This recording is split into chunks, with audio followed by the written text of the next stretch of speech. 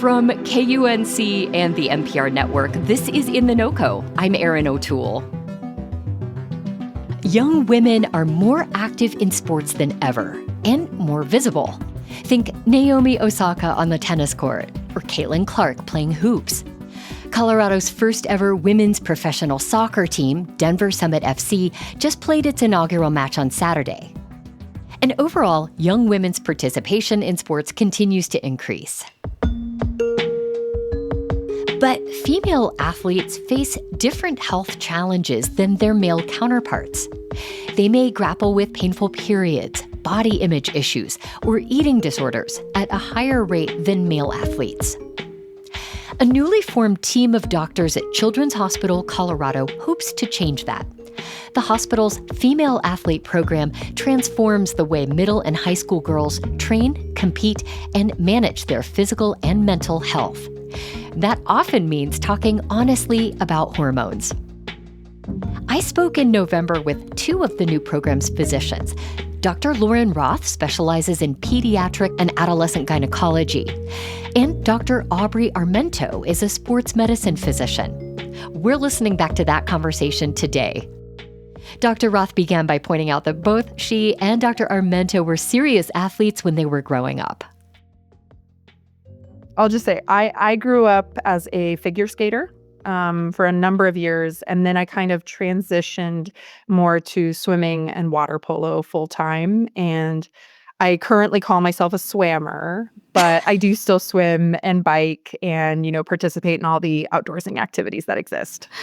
A swammer making you past tense? Is like okay. Yeah, I'm a swammer. Okay. Or I'm a master swimmer. You pick. She's still a swimmer. I believe that. And Dr. Armento? I was mostly a runner. Yeah, I started running track and cross country in high school, and then I've been running marathons and ultra trail races since then, and still trying to run fast and run far. So I also consider myself an aging athlete, but an athlete still. Yay, kudos for that. Yes. And Dr. Armento, was there something you experienced as a young woman in sports that led you to want to focus on the unique needs and the unique challenges for female athletes? Yes, definitely. So I struggled when I was younger with not having a regular period, disordered eating, bone stress injuries. And so I wish I had more support for that when I was younger. And a lot of those experiences have definitely shaped how I want to treat patients who may be struggling with some of the same things. I want to ask about the harmful, although maybe well-intentioned advice that coaches sometimes deliver. Things like casually noticing an athlete has put on extra weight, for example. Dr. Roth, could you speak to, how harmful are these messages coming from people like coaches in positions of authority?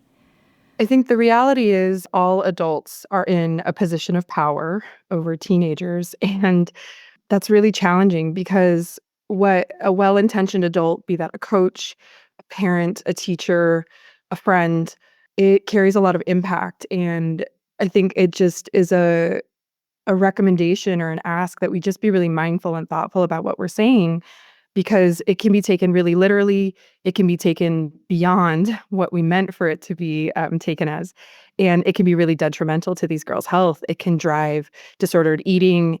It can drive a desire to lose weight that's totally inappropriate, and it can lead to real health implications and problems in the future if it's not checked or managed.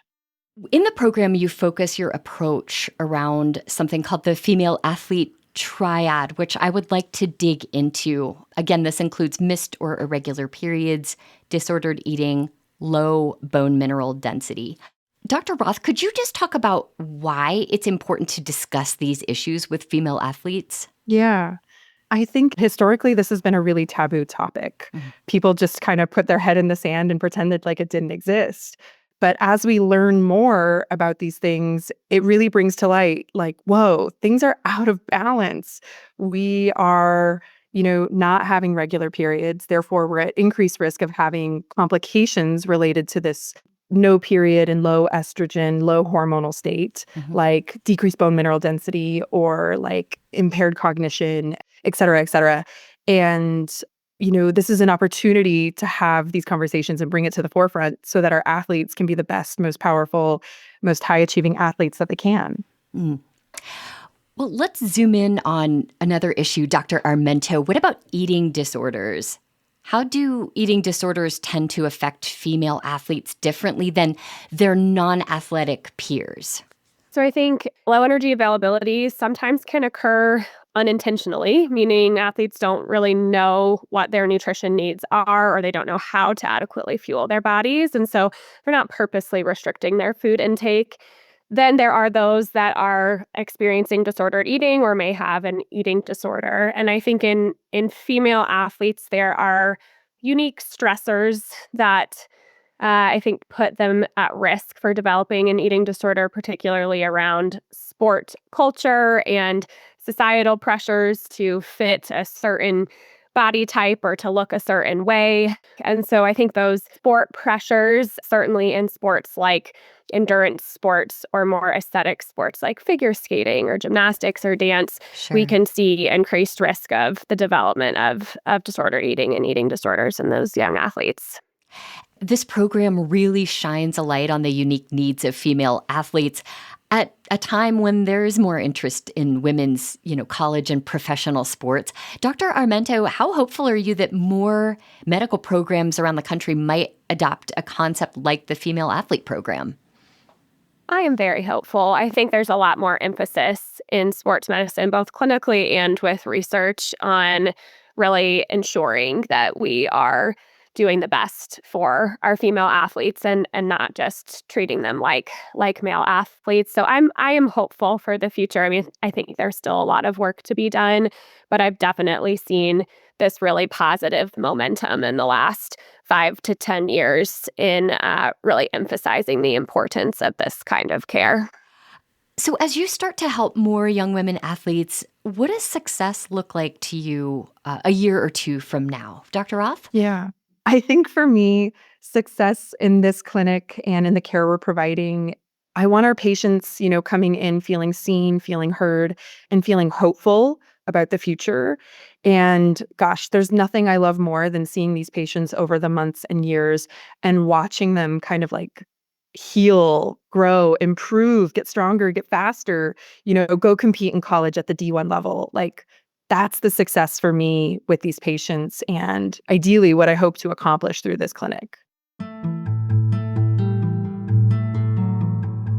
Dr. Lauryn Roth and Dr. Aubrey Armento are specialists with the new female athlete program at Children's Hospital Colorado. We spoke last November about the program, which focuses on the unique needs of adolescent and young adult women in sports. We'll have links in the show notes and at KUNC.org where you can learn more about the program. By the way, we publish every interview we do as a podcast. So if you missed an episode, you can find it in our feed on your favorite podcast app or at KUNC.org. That's it today for In The NoCo. I'm Erin O'Toole. Thanks so much for listening.